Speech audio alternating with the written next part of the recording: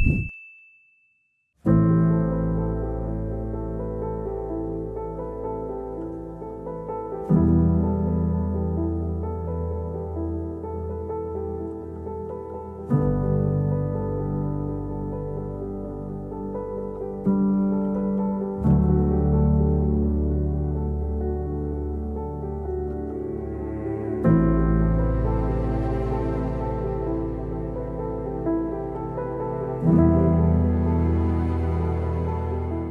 बात तो यह है कि मेरी लड़की सारी उम्र गुनाह कर रही है जी। और दूसरी बात ये है सर कि वो बच्चे जो मेरे नाती हैं खून के आंसू रो रहे हैं, उनकी ज़िंदगी सहर काजी के द्वारा बर्बाद हो गई।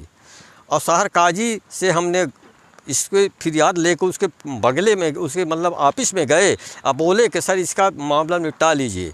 तो खुद बोला कि अजीज़ को बोला कि तुम तिलाक दे दो।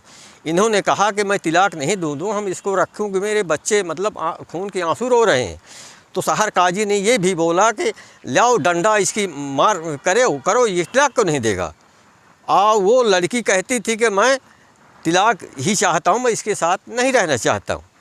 तो सहर काजी ने कहा कि जाओ तुम अगर तिलाक नहीं दोगे तो मेरा पावर है कि मैं तिलाक करके हम इसका दूसरा निकाह करवा दूंगा, तुमको जो करना हो। इस मामले में तो देखिए शौहर और बीवी जिम्मेदार हैं। अब हमारे पास जो गवाही आएगी शरीयत के दायरे में जो होगी, हमारी बात सुनिए, हमारे पास जो चीजें सामने आएंगी शरीयत के दायरे में, जब हमसे पूछा जाएगा कि ये तलाक इतने मुद्दत में इतने बार हुआ तो क्या ये तलाक दुरुस्त है या नहीं, तो आप बताइए हम क्या जवाब देंगे। हम तो यही कहेंगे ना कि शरीयत के हिसाब से हो गया।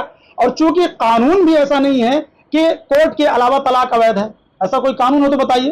कोई ऐसा कानून नहीं है कि लिखित तलाक अगरचे अजीज ने नहीं दिया, लेकिन मौखिक तौर पर कई बार तलाक वो दे चुके।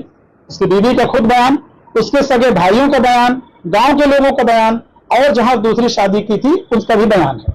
तो तलाक साबित हो चुकी। जब तलाक हो चुकी तो मैंने फिर इनसे कहा कि आपकी मौखिक तलाक हो गई है, लिखित तलाक की जरूरत, ये जरूरी नहीं है कि जब तक लिखित कोई नहीं देगा तो तलाक नहीं होगी। नहीं, बिल्कुल नहीं। अभी कुछ समय पहले एक रेगुलेशन, एक नियम आया है, अधिनियम आया है, जिसमें जो तलाक होगा वो लिखित में होगा। और निश्चित रूप से कहीं ना कहीं कुछ गलती हुई है जिसको देखना पड़ेगा, क्या उसमें पूरा स्टेटमेंट है, सारी चीज़ का एनालिसिस करना पड़ेगा। और कहीं ना कहीं जो नियम कानून है सबको नॉलेज होना चाहिए, क्योंकि अनभिज्ञता में भी अगर आप किसी नियम का उल्लंघन करते, किसी कानून का उल्लंघन करते हैं, तभी आप उसमें आरोपी बनते हैं।